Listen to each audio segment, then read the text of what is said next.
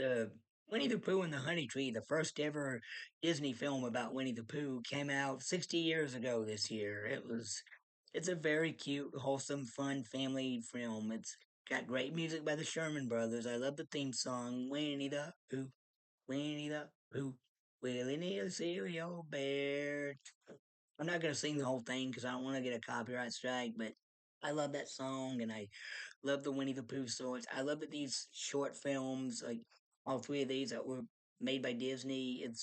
Disney was alive when they did this one and the second one. I think he died in the middle of them making the second one, so we didn't get to see it. So he wasn't around when they did the third one. But I love all three of these short films. They're fun. They're entertaining. They're hilarious. I love the characters like Rabbit, the Piglet, Tigger. Well, Tigger's not in this one, but Owl, Kangaroo, Pooh, the narrator, all these characters. I love them. I love the voice acting. We got Sterling Holloway as Pooh, John Fiddler, the guy from he was one of the jurors in that Henry Fonda movie, 12 Angry Men, and we got what else do we got? Paul Smith as Al.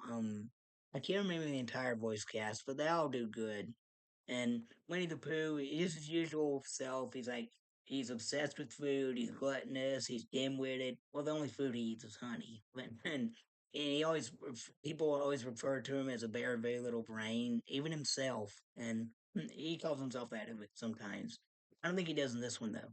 And the this is great voice acting, great animation, great music, and I love the story. It's taken from two chapters of A. A. Milne's first Winnie the Pooh book. That Walt Disney he told the story of how he heard his daughter laughing in a room one day, and he said, "What are you laughing about?" And she said, "This Winnie the Pooh story I'm reading." So he's like, "Okay, can I borrow that when you're done?" "Sure, Dad." And so when he reads it, he loves it, and he says, "Oh, I gotta make this into a movie." And he spent years trying to convince A. Milne to let him make a movie, and when they finally agreed, he was originally gonna make this as a feature film, and then he decided to just do like three short films instead in order to take more time to get the audience familiar with the characters before they do a movie, and so this one, the first one, Winnie the Pooh and the Honey Tree, and the second one, Winnie the Pooh and the Blustery Day.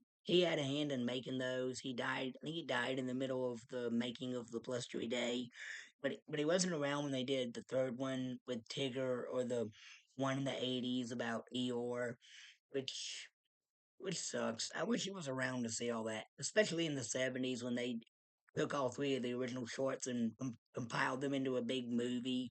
Because that was what he wanted at first. And anyway, I did a review of that one, The Many Adventures of Winnie the Pooh already. You can go check that out on my channel. In the story of this movie, Pooh, the first part of it, he's trying to get honey from this honey tree, and he's using this balloon Christopher Robin gives him to fly up there and try to get it. He doesn't have much success.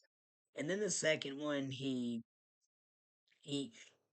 the second half of the story, he goes over to Rabbit's for lunch, but then after he gobbles up too much honey, he gets stuck in Rabbit's front door, which is a big rabbit hole that Rabbit burrows through in the hill, and they can't push him out because he's so fat, so they have to wait for such a long time until he loses weight to be able to shove him out. And the things Rabbit does to kill time, like painting like a face on Pooh's butt, and then like putting these little ant- branches on there to look like antlers in a picture frame, and like a moose hunting trophy. It's just so funny, and who laughs when Rabbit's painting on him, and when he laughs, it makes the smile Rabbit's painting like go all zigzaggy. At one end, he's like, "Oh, you messed up my moves," and I'm like, "Well, that was poo." I would have said, "Well, don't paint stuff on me that I don't want you painting on me, you idiot." And well, of course, you can't say that because it's not a good role model for kids, I guess. And then Kang and Roo come along and they give Pooh some flowers, and he says, "Ooh, honeysuckle," when he's fixing to bite, and they're like, "No, Pooh, you don't eat that. You smell it." He says, "Oh," like he's disappointed, but he sniffs it and he likes the smell of it. And uh, and then when And then there's this character named Gopher who keeps reminding audiences that he's not a character in the book. That Walt Disney created that character to give Americans a character to relate to, and he has this like Western style accent, like a prospector, and he has to like whistle in his voice because he has like two front teeth that are gap in him. And as it I love the part where he's fixing to eat lunch, and one of the things he asks for lunch is honey. Pooh's like, "Oh, give me some of that." And when Rabbit hears it, he runs out and he puts up the signs that says "Don't feed the bear." And I love the way he sets it up, like when he sticks it to the ground and starts hammering it down.